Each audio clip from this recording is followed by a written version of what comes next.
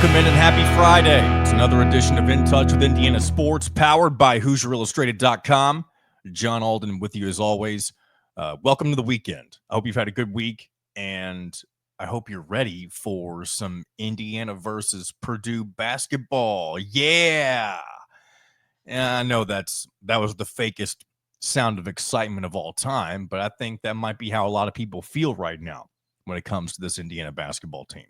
I think there's a lot of frustration. There's a lot of apathy.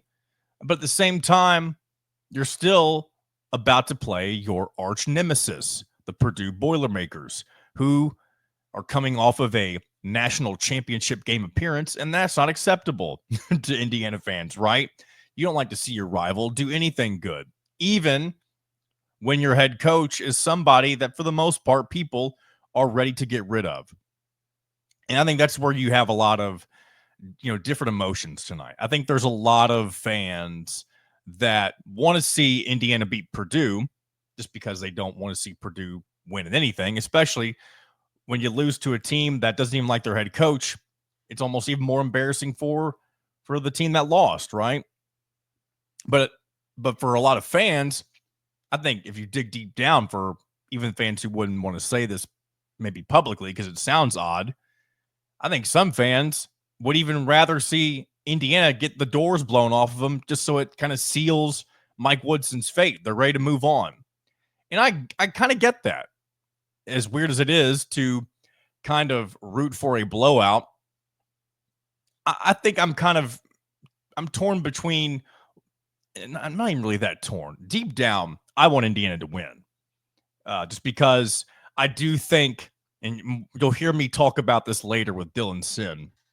He's our lovely guest today from the Fort Wayne Journal-Gazette, here to talk all things Indiana and Purdue, as well as a little bit of kind of wrapping up the college football season, since he does cover Notre Dame, and they're in the national championship. But this is kind of Mike Woodson's last chance to make things right with Indiana. And I'm not just talking about this one game. It starts with this game, and it just so happens to be your rival. And in and of itself, I think one win, we'll start here. One win, if you just beat Purdue, that buys you a little bit of grace, just a little bit, just because it'll remind people of the first couple of seasons when Mike Woodson really had Purdue's number and people were feeling good about where the program might be heading.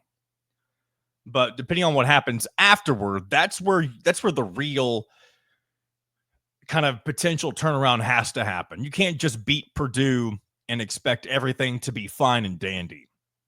You have to parlay a victory against Purdue into a few things you also haven't done in a very long time. One of them, and this is really the main one I'm talking about. If you beat Purdue and then you follow that up with a road win at Wisconsin, something you haven't done, I believe, since before the year 2000, if I'm not mistaken, which that's wild. I mean, depending on what year they actually won at the Kohl Center last, I would have only been a couple of years old, which is insane to think that Indiana, of all teams, cannot figure out how to win a game at Wisconsin. It's very confusing. One of the weirder losing streaks in college basketball, I'm sure of it. But if you can get a win at Purdue and then follow that up with a win at Wisconsin, a good Wisconsin team, I might add, I think you probably got to do one more thing to really start changing people's minds, and that's win a third game in a row, being at home against another head coach that a lot of Indiana fans were clamoring for over the offseason, and that is Dusty May in Michigan. You do all three of those things, I think Mike Woodson will have done enough to definitely not permanently silence people, because you have to see how the whole season plays out, of course. But that right there would be enough to get people kind of feeling all right, feeling good again. I think there'd still be plenty of doubts. But that's kind of the recipe for turning the season around. And let me go ahead and say this. I know that that is not likely to happen. And if I were betting on all three of those things to happen, I'd be an idiot, I feel like. Maybe I'd make a lot of money off of it if it came through, but I'm not betting Indiana to win 3 in a row. And I'm curious if you put $10 on that and parlayed it for all 3 games, I'm curious what your payout would be. But anywho, just thought I'd start off with a little positivity, even though there is some negativity sprinkled in there, just because we know what this team is.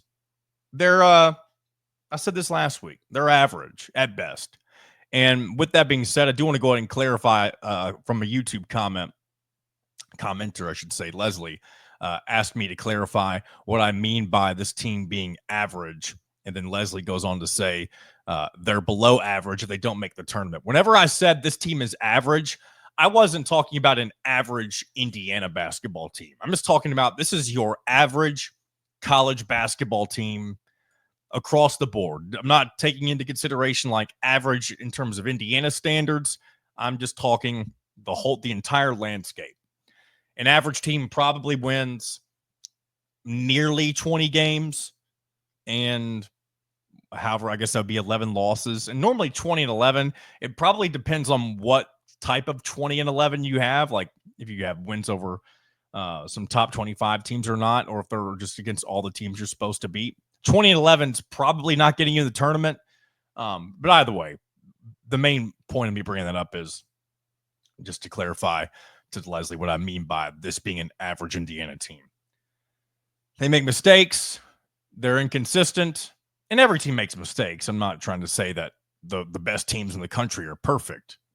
Because really, in this day and age of college basketball, none of the teams are perfect. And it's where it seems like we're getting further and further away from having truly elite teams in basketball. I mean, I'm also saying that coming off the heels of back-to-back UConn national champions. But outside of that kind of abnormality that happened the last couple of seasons, and that first UConn championship team didn't run the table. They got hot in the back half of the season and then won the entire thing off just, some momentum. That doesn't mean that they were a bad team. And I'm not even saying they got lucky, none of that stuff. They just weren't the best team from start to finish. And in college basketball nowadays, you have upsets every night. Nobody can really hold on to the top ranking. I mean, Tennessee was, I believe, the final unbeaten, and now they've lost 4 times since then. Now, with that being said, talking that this gets me into something I was going to get into later, but I guess this kind of flows nicely into it. The SEC in basketball is, at least for the SEC standards, it's nothing that anybody's ever seen before. I mean, if you look at Alabama's schedule over the next several games for them, this is Alabama's number 4, by the way. So they're a part of this good run. Maybe I'm thinking of somebody else because this isn't the tough run that there was a team, and maybe somebody had just separated their games by only looking at their ranked opponents. But it looked like Alabama was going to play like 7 or 8 top 10 teams in a row. Or maybe I'm just thinking of a different SEC team that has that schedule. Maybe it's Ole Miss. And I know I'm doing some live research right now on the air, but either way, it doesn't change my point with the fact that this SEC is weird. And I don't like to admit that the SEC is good in anything. I was so happy that the Big Ten in football is kind of turning the tide when it comes to conference superiority. And will that bleed into next year? I don't know, but I hope so. If you can have 3 years in a row where the Big Ten owns the SEC, they're going to have to do some soul searching.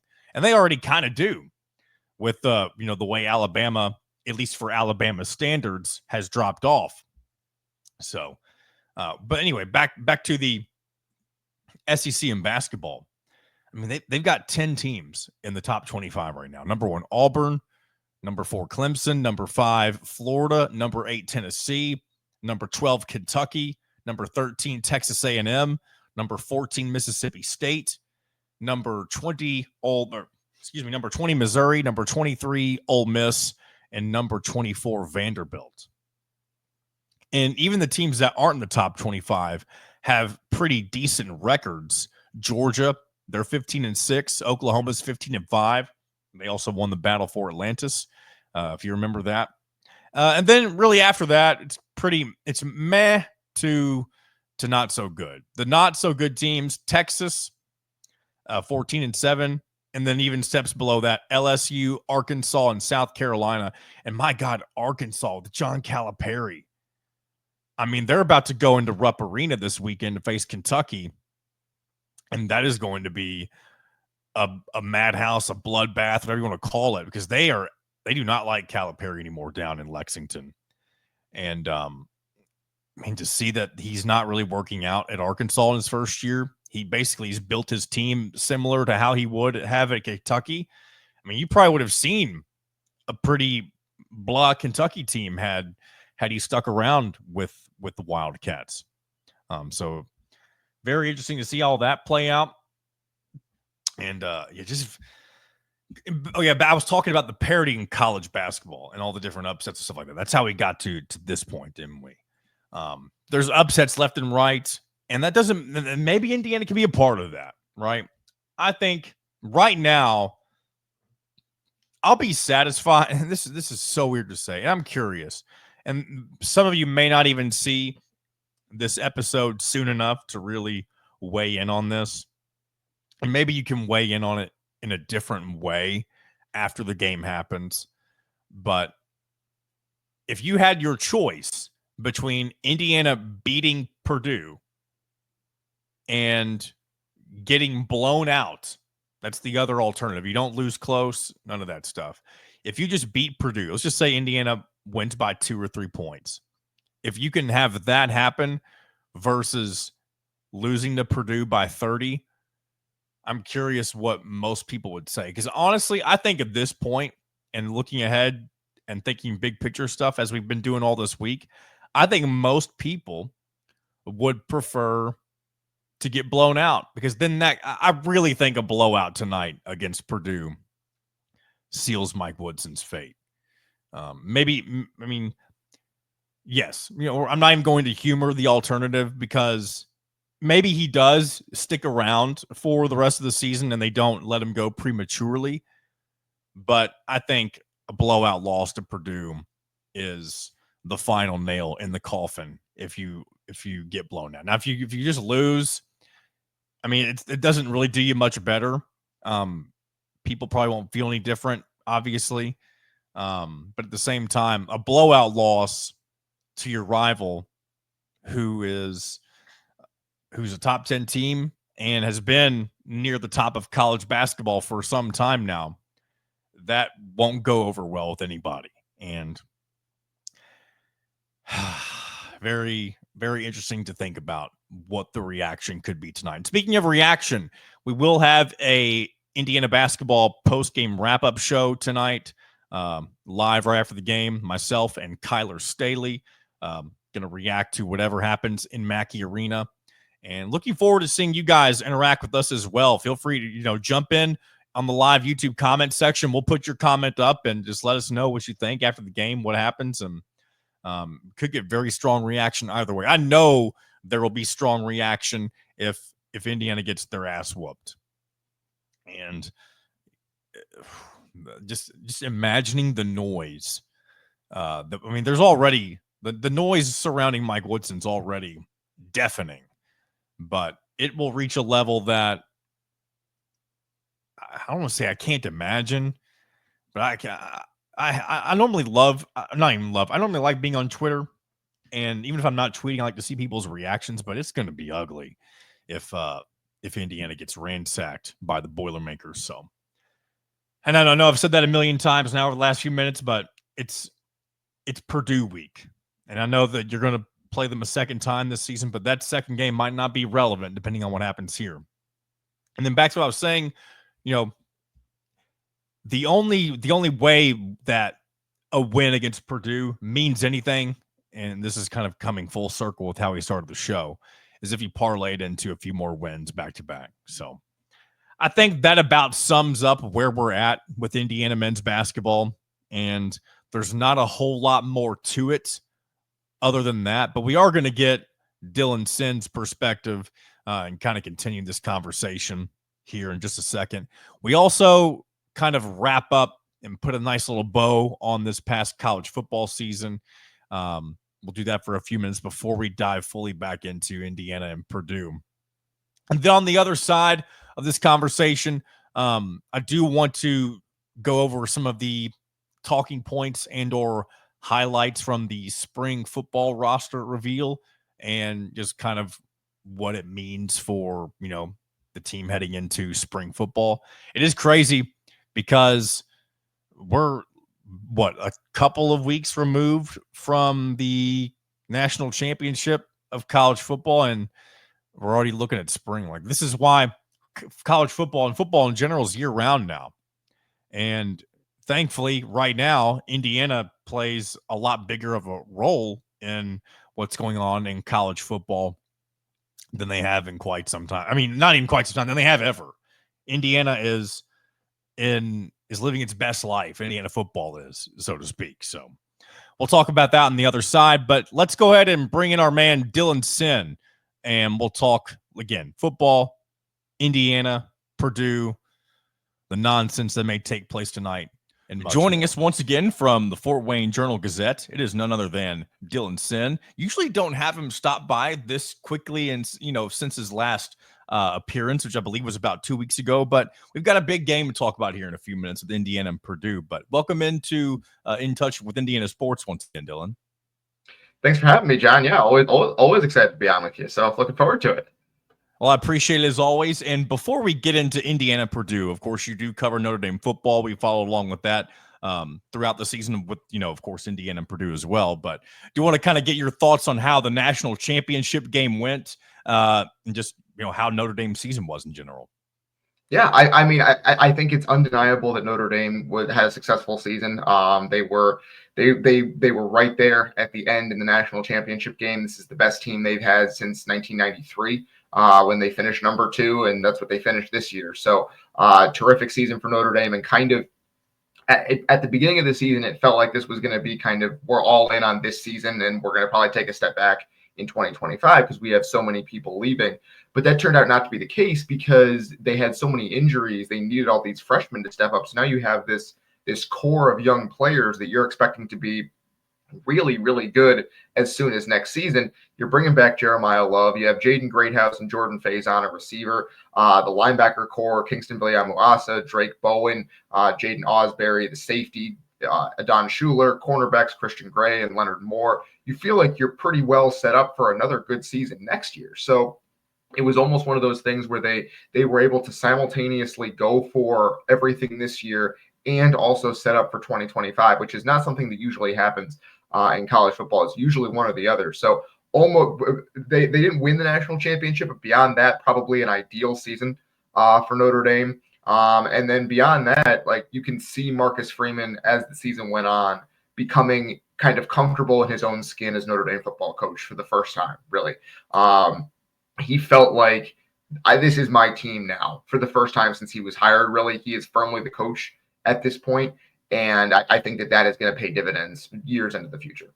Yeah, and him being as young as he is to take over a program like Notre Dame, kind of face a little bit of backlash due to some questionable losses in his, not only this season with Northern Illinois, but you lost to Marshall a couple of years ago. I don't know if there's one other than those two, but before, of course, the run there were a lot of people kind of questioning, can Marcus Freeman get it done in a place like Notre Dame? Did I lose you? Yeah, I think that's fair to say. I mean, like, there was the loss. No, I'm here. There was the loss to Stanford in his first year, a Stanford team that finished 4-8. They lost to them at home. There were some games where it looked like Marcus Freeman was kind of in over his head a little bit right at the beginning. But I do think that just his natural leadership ability kind of shone through in the toughest moments. And then this year, that was obviously true, where they really could have folded after their loss to NIU. They didn't do it. They kept going. I think that's at least partly on him. and it's partly on the culture that they've created Notre Dame, which has continued down through the years. Like, that was a culture. Brian Kelly deserves some credit. I know Notre Dame fans don't want to hear that. He deserves some credit for kind of creating that culture and helping create that culture in the first place. And then Freeman came in and really has elevated it and made sure that it stays with the kind of players he's recruited. So it's been a years-long process to get Notre Dame to where it is now, and where they are is one of the elite programs in college football once again. What do you think about Chris Ash being the new defensive coordinator for the Irish? Yeah, I see the vision, right? Like, I know that there are people who are disappointed by this because they wanted either the internal promotion with Mike Mickens or they wanted a flashier name. But I think it's a very similar, if you look at his resume, it's very similar to what Al Golden's resume looked like when he got hired at Notre Dame, right? There's NFL experience. There's head coaching experience, which is no one else on Notre Dame's coaching staff has head coaching experience outside of Marcus Freeman. So it's just another program guy to bounce ideas off of. But he also was a very, very good defensive coordinator for a long time. Like, he created really good defenses at Wisconsin. Brett Bielema, who I trust a lot, I think he's a great coach. He trusted Chris Ash enough to bring him along when he went to Arkansas, bring him along as defensive coordinator. And then he and Luke Fickell worked side by side at Ohio State to build one of the best defenses in the country there. So obviously he has some kind of philosophical simpatico with Marcus Freeman because of the Fickell connection, I would guess. I think he's a good defensive mind. I know Ohio State fans give him a lot of credit for fixing that defense back in the day when it was actually the first couple of years of the Urban Meyer era. People kind of forget this because they went 24-2 or whatever it was. The defense wasn't very good. It wasn't particularly good. Ohio State fans were mad about how bad the defense was. Chris Ash came in and he and Fickell together fixed it. So I do think that that's something where it's a guy who's motivated because he's looking for a second act in his career after not doing so well as head coach at Rutgers. And this is his chance to get back into the big time. And he has an opportunity here. He's going to work really hard, and he has defensive bona fides. I can see the vision. Last thing before we dive fully headfirst into Indiana-Purdue and really some big picture Indiana stuff in general. And you're a college football AP voter, correct? I am, yes. I know this isn't necessarily like official, but like just looking ahead to 2025, where would you place both Notre Dame and Indiana in a preseason top 25 for next year? I know there's plenty of pieces that still move around, but if you were kind of looking ahead to next fall, where would you kind of presume both of them to be? Yeah, I would put Notre Dame somewhere between 5th and 10th. I think probably 6th, 7th, 8th, somewhere in there. They have some question marks, obviously. We don't know who the quarterback is going to be yet. I think a lot of it will depend on who ends up winning that job and how they look in camp. But they have pieces. I think they're going to be up there. They're replacing a lot, but I think every team in college football replaces a lot these days. So give me Notre Dame in the top 10. Give me IU probably kind of. I feel similar about them as I did coming off the 2020 season, which is there's a lot here. Yeah. There's a lot back, 17th, 18th, somewhere in there with a chance to move up, right? Like, that's not a reflection of where they finished this year. It's a reflection of they lost a lot of pieces. They did I think they've done a very good job in the transfer portal. Now, can Fernando Mendoza be that guy? Can the defense kind of reload after losing some pretty big pieces? And can you figure out the offensive line? They're going after Pat Coogan and Rocco Spindler, two Notre Dame transfers who started for the Irish this year. You get one or both of those guys, I think you're feeling pretty good about where you stand. If you don't, I think you need to add a couple more pieces on the line to feel good. It'll be interesting to see. Now let's transition into some Indiana and Purdue basketball. Of course, the big rivalry, round 1 of 2 so far this season. I mean, normally there's more luster coming into this game, of course, but with the way things have gone for Indiana, and particularly what happened against Maryland this past weekend, a lot of sourness toward where this Indiana men's basketball team currently stands. And then, of course, with Purdue, things have gone fairly well for them. They have. I don't like saying they've taken a step back because I think they're still a really good team this year, but just not on the same caliber as they were the last 2 seasons. But nonetheless, with this game, more so for Indiana than Purdue, it feels like depending on what the result looks like, things could go one way or the other with the aftermath of this game. Yeah, the way I've been thinking about it is this is kind of a last stand for Indiana. I think if you take away the questions about Mike Woodson and his tenure and all of that. If you want to make the NCAA tournament, you have to make some noise in these next 3 or 4 games, right? Like the time is now. You are out of opportunities. So this is the first one of those. It happens to be a rivalry game. It's on the road in one of the toughest environments in college basketball. If you don't come out with energy tonight, it's never going to happen. So yeah, I'm with you. My guess is they're going to come out with energy, but then Purdue is going to throw the first punch. It's going to be 10-2, 5 minutes in. And then what we just saw happen is that Purdue did that to Michigan, and Michigan just folded. They couldn't handle it. And that's what Indiana's done in all of, not every single one of their losses, of course. They have been more competitive against teams like Northwestern and, of course, Maryland, who they had on the ropes. But every other loss this season, whenever a team makes a run, they fold. And that's kind of been really one of the biggest flaws and, dare I say, like identity of Mike Woodson-led Indiana teams over the last few years. Yeah, I think that's part of it, is that like when they get behind, it seems to snowball on them in a way they can't really stop. Now, they did a good job against Maryland. They were down 10 in that game, and they came back. It seemed like it was spiraling on them, and they didn't let it happen. So the Maryland game is interesting to me because for 39 minutes of that game, it's like, well, that was a pretty darn good performance. That's a team that seems to be figuring it out, and then it just all fell apart at the end, right? Yeah. So you could sell me on the idea that there's improvements happening here. But until we see some big wins, you're not going to believe it, right? And so I do think that is my thing is, okay, you're going to be down 10-2 in this game at the first media timeout. How do you respond? Is it any different than it was a month ago when you got blitzed by Iowa or Illinois? Have you made any progress since then, right? And if the answer is yes, they'll claw back into the game. They'll be down by 3, 4, 5 at halftime and have a chance to go win it in the second half.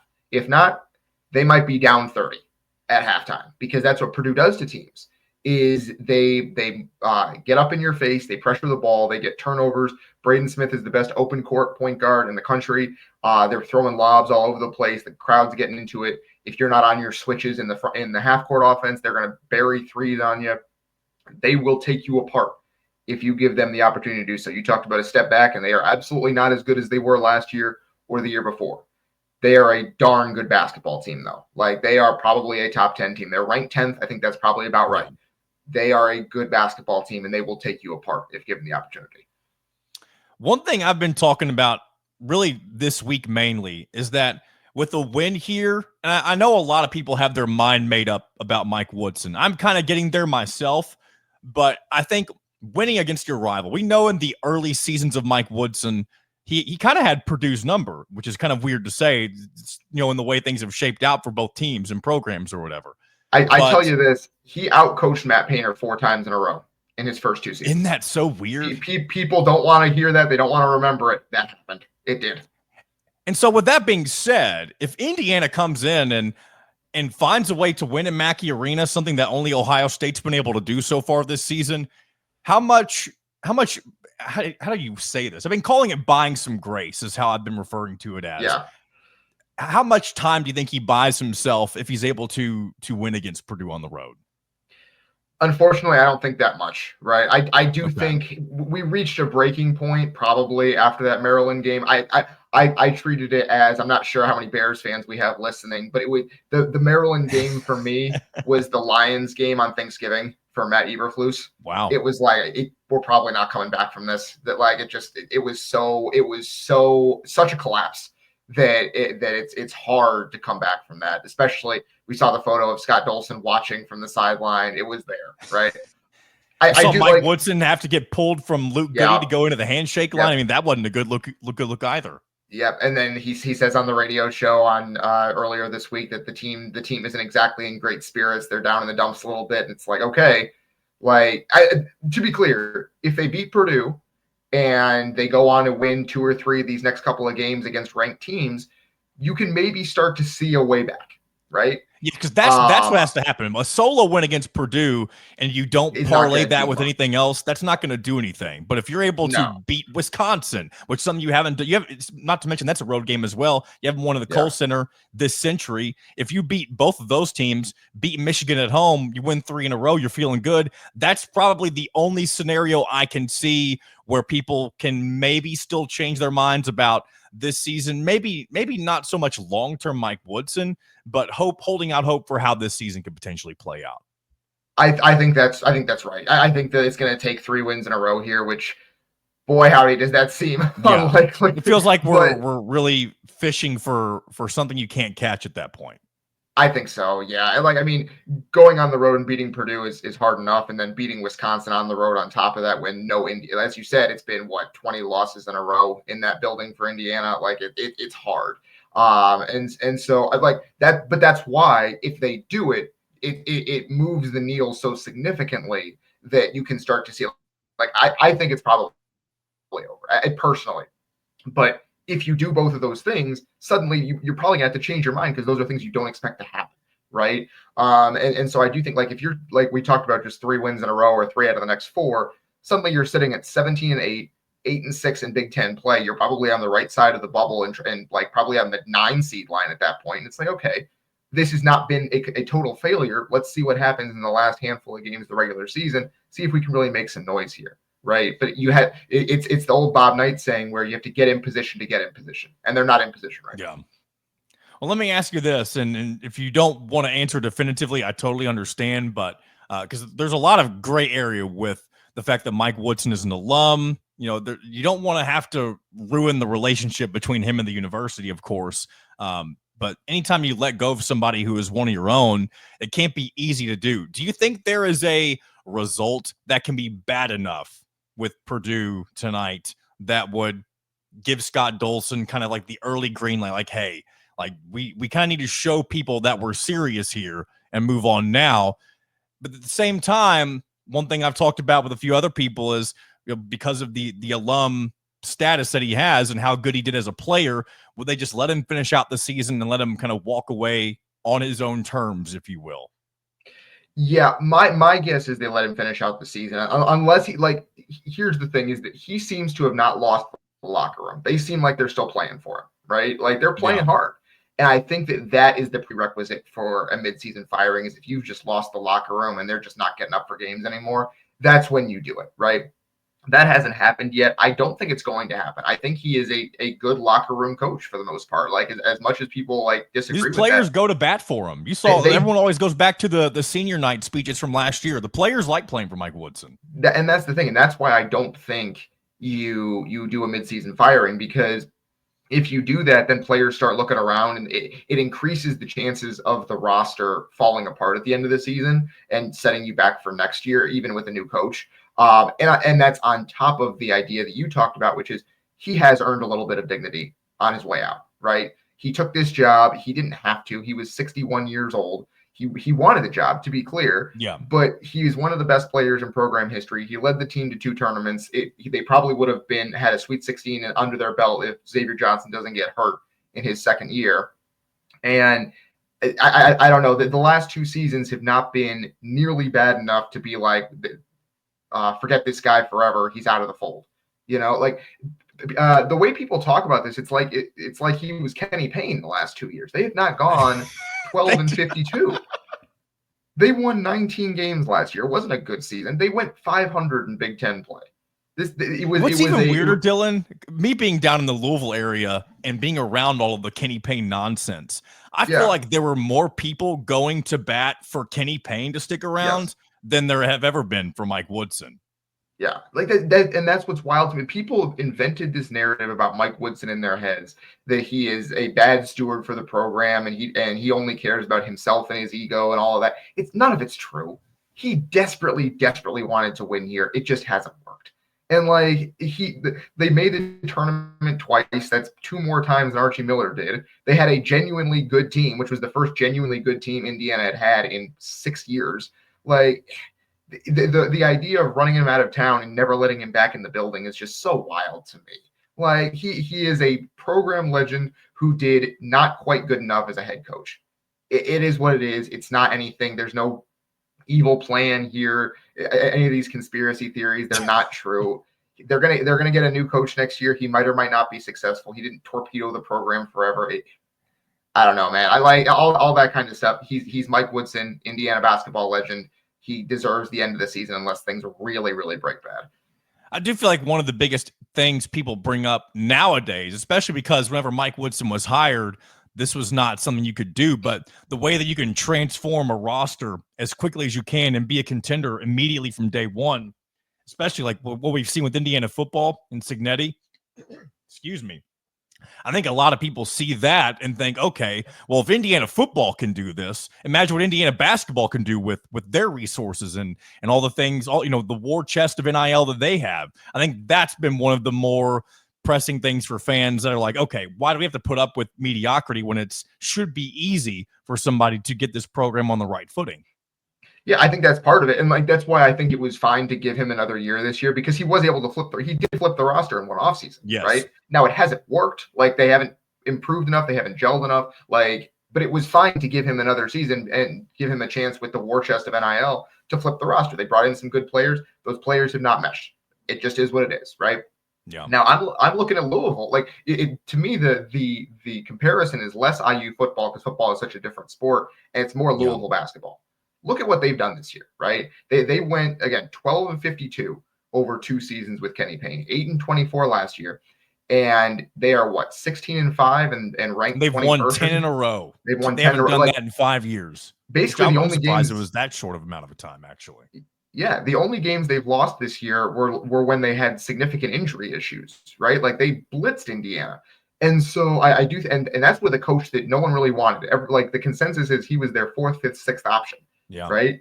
You get the right coach in there and you're right back on top pretty quickly, I think. And so my thing in this offseason was you give Woodson a chance to turn it around. He's had success before. He can theoretically have success again. If he doesn't, then you know for sure that he's not the guy. You move on. You have now convinced prospective hires that you have made every effort to make it work with Woodson. You didn't just fire him at the first sign of trouble. And you're going to get probably better candidates looking at the job because they don't think, wow, that place is crazy. First time I missed the tournament, I'm out of there, And so I do think that's also was a consideration this offseason, and a reason why the keeping Woodson for a 4th year, even though it didn't work, was the right call at the time, in my opinion. And he does have seemingly one more chance, and albeit it's a really tough one to fulfill, beginning with Purdue tonight in Mackey Arena. I'm looking forward to seeing how the game plays out, because depending on the result, reaction will go, of course, a number of ways, and we'll, of course, react to all of it next week as well. Dylan, I appreciate you, as always, talking not only college basketball, but college football, and we'll do this again here sometime. Absolutely, John. Thanks for having me on. This was a lot of fun, as always. Big thanks to Dylan Sinn, as always, especially for taking the time out of his day a couple of weeks, not in a row, but twice in the last few weeks, to talk Indiana basketball and Notre Dame football. And we both seem to be on the same page when it comes to what to expect from tonight, what to expect big picture. And I think that's how you know the stars are aligning. When everyone starts to slowly really get on the same page with everything, that's when you can really tell where things are heading in one direction, right? I do like to hold out hope. That's the optimist in me. I know sometimes I feel like I'm more pessimistic on certain things. I tend to just always there's like a gravitational pull. Whenever one side is pulling one direction, I tend to look in the other side and say, what are people on this side missing? Let's try to play devil's advocate, if you will, and at least try to see what could make the other side reign true, right? Doesn't mean that that's what I think will happen. It's just talking about the scenario that, the popular opinion doesn't always shape up that way. So we'll see. And as I mentioned earlier, and I'll probably mention it before we wrap up, post-game wrap-up show tonight. No pun intended. Just use wrap-up in 2 different contexts. But yeah, post-game wrap-up tonight. We'll talk about all that happens. And I want to say I hope it's good. But if they do lose, I hope they get their ass beat. And that's a weird it's a weird thing to want. But if I can only have one, I don't want a close loss, because that's just going to be annoying. Like just beat them if it's close. If you lose, leave no doubt, right? Leave no stone unturned. Let us know that this is the end of the Mike Woodson era. All right. Going to get into a couple of Indiana football. Really, just it's one thing, with a couple of different people to, I guess, reference in this. But the Indiana football spring roster was revealed the other day, and there were a few notable omissions. And in case anybody missed those, I wanted to go ahead and point out a few.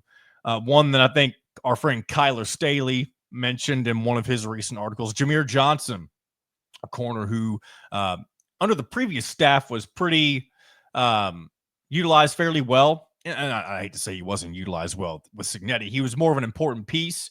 And same with Josh Philistine, two DBs that are no longer with the program. But a lot of that can be attributed to the new guys coming in from the transfer portal. Ryland, his last name's escaping me right now. I'm gonna see if I can pull it up as I'm scrolling through this. Rylan Gandy from Pittsburgh. That's who I'm forgetting. And then Northern Illinois transfer Amarian Knighton. Those are guys who may slide into those roles. And that's really what a lot of this is. A lot of these guys that are leaving, they can kind of see the writing on the wall that they won't be necessarily used in the way that they maybe were previously or hope to under this new regime. But yeah, those are two on the defensive side. On the offensive side, Tyler Cherry was not on the roster, but not really for the same reasons. He is still rehabbing an injury, or I say still. I don't know that he was last year, but he currently is, and he will be a student coach of sorts in the 25 season. So Tyler Cherry will not be a part of the quarterback's roster, so you won't ever see him touch the field this season. And I'd say it's not a good thing. I was going to say it sucks that he's injured, but he was unfortunately buried a little farther down the depth chart than I think he would have liked to have been. And of course, we know Fernando Mendoza will be most likely QB number 1. Alberto Mendoza, I believe, will slide in at QB2. There may be another transfer that I'm forgetting. I think there's a QB transfer from Old Dominion, whose name is escaping me. But he also may be ahead of Tyler Cherry. And somebody who was one of the highest rated players, at least quarterbacks for sure, out of the state of Indiana when he was recruited by Signetti.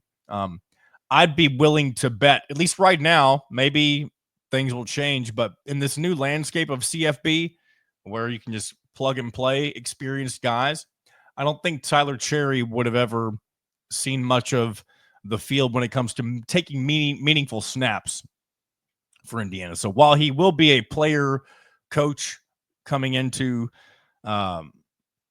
next fall, I think it's probably safe to, I hate even doing this, but it's just the way that I think now in this world of college football that we're in now.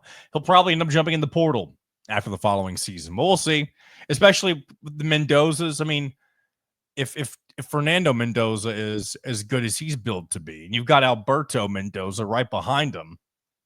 Now, granted, he may not just land right into it. It kind of sounds like I'm promoting nepotism, but it wouldn't shock me if you get especially if Mendoza is able to take some meaningful snaps in some way, shape, or form. Then maybe you do see Alberto eventually fill in for Fernando as the different seasons progress. Maybe I'm dead wrong. It's very funky trying to figure out what the quarterback position will look like year in and year out with all the flip-flopping that goes along.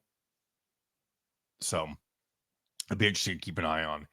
A couple other names: offensive lineman Cooper Jones, no longer with the team as well. And then another one this is a player that was expected to really be an important piece to the line last year. And this player got injured before the season even started.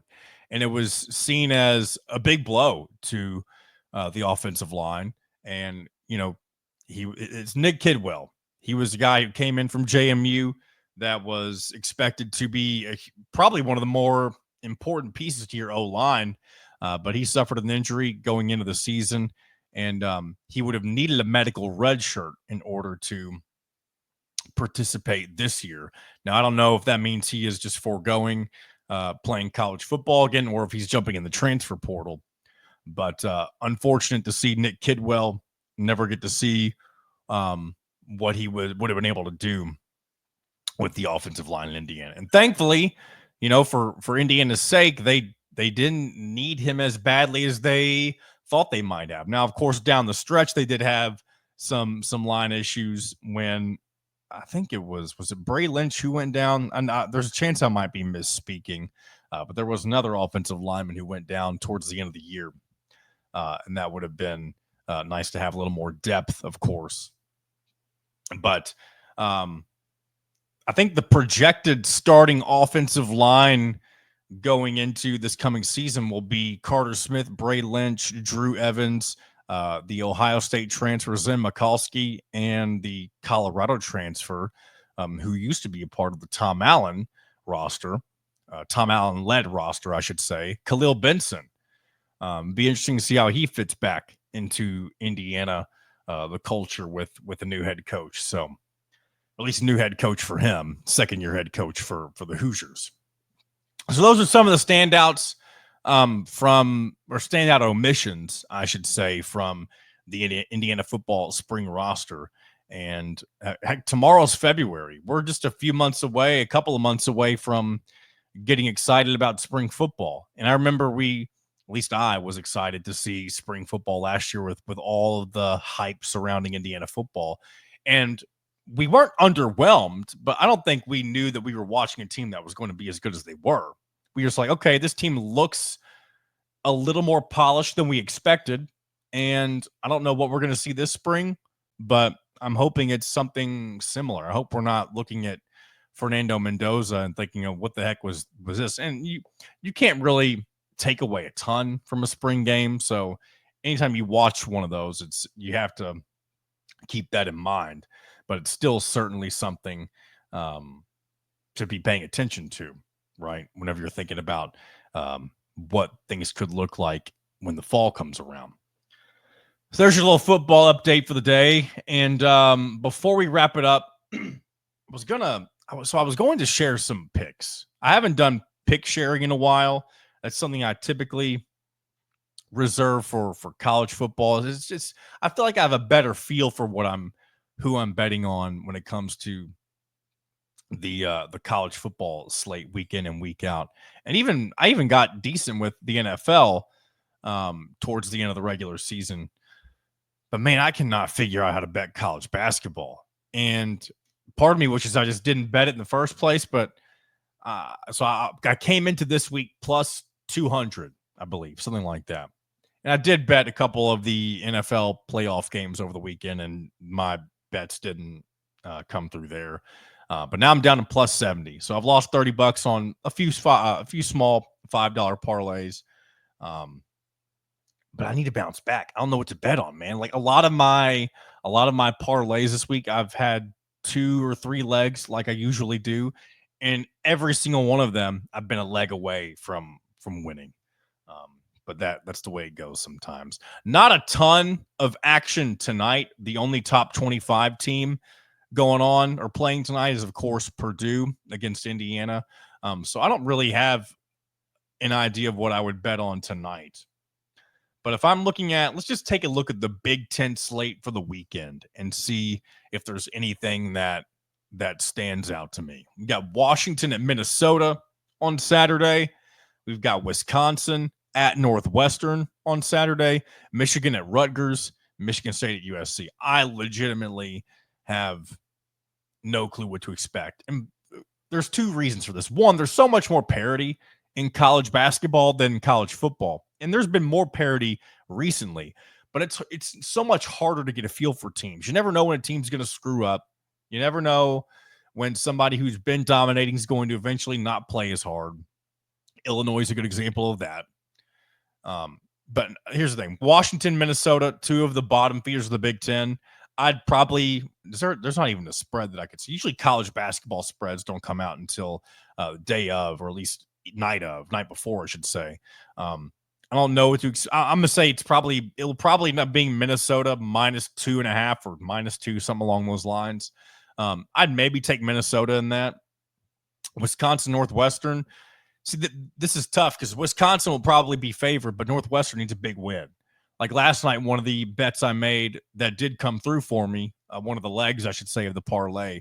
I took Nebraska money line against Illinois because even though Illinois is the far superior team, Nebraska at home, it feels like they're nearly unstoppable sometimes. Plus, Illinois is one of those teams that I mentioned earlier. They just sometimes don't play as hard. Like, they don't always play the same way they did against Indiana, where they're just out of their minds good, hitting every shot. They do that a lot, but not all the time. They sometimes turn off their fifth gear, whatever you want to call it. Michigan-Rutgers, I mean, Rutgers kind of sucks. There's no spread on this game. But Michigan, I don't know. When we were talking with Ant Wright the other day, maybe Michigan is a lot better than well, I was going to say they've had nothing but close losses, but they got their ass beat by Purdue. And I guess that's the only time they've gotten smacked. So who knows? Maybe they're going through a bit of a slump or something like that. Michigan State, USC. We know USC is kind of a loose cannon. Are they going to show up or not? Michigan State, though, 18-2. Maybe I should just do a bunch of money lines, like who I think is going to win, because picking spreads, even in college football, can be difficult. And then Sunday in the Big Ten, you got Ohio State and Illinois. Ohio State coming off a big win against Penn State last night, but Illinois, of course, coming off. Like, look at this. Illinois coming off a loss to Nebraska. Let me finish my thought so I'm not getting all scatterbrained. But Illinois has the same record. They're 14-7, like Indiana, 6-5 in the Big Ten. I know Indiana's 5-5, but the difference is just who they've beaten, right? Because Illinois is number 18. How'd they get there? Who are their big wins this season? They lost to number 8 Alabama. They beat number 19 Arkansas. Arkansas, of course, not very good right now. But they were projected to be better than they are. Beat number 20 Wisconsin. That's a good win. You lost by 2 to Tennessee, number 1 Tennessee. You beat number 9 Oregon on the road. Oh my gosh, they killed them. That's what I'm talking about. Like, sometimes Illinois just kicks it into gear, high gear, and scores triple digits. Any other big wins? They lost to 12 Michigan State. Like, I mean, outside just being better, like more consistent, I guess, like how different is Indiana than Illinois? And I know I'm saying that, realizing that Indiana got spanked by Illinois, but is this more of just like the expectation for Indiana is just so much different than Illinois? I don't know. I think I'm starting to convince myself of other things, right? I don't want to do that right now. And then Nebraska at Oregon. Could Nebraska followed up with a big win on the road? I don't know.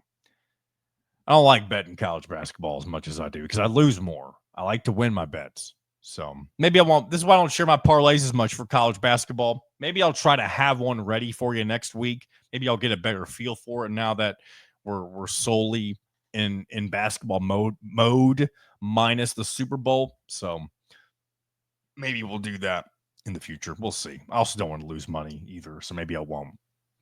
We'll have to wait and see. But that'll wrap it up for this week of shows, this week of episodes of In Touch with Indiana Sports. Of course, subscribe to Hoosier Illustrated if you enjoyed watching any of these episodes, however many you've taken in. I appreciate it if you've stuck around for any of them. Leave a comment, leave a like, share the show if you like it, if you want to show it to other Indiana fans, if they're looking for something to, I don't know, consume at their workplace, whatever it may be. We like to have you along wherever it is you're watching the show or listening to the show from. So subscribe, hit that notifications bell, especially if you want to know when we're live for the HoosierIllustrated.com postgame wrap-up show later tonight. Greatly appreciate that. So until then and until Monday, this has been another episode of In Touch with Indiana Sports, powered by HoosierIllustrated.com.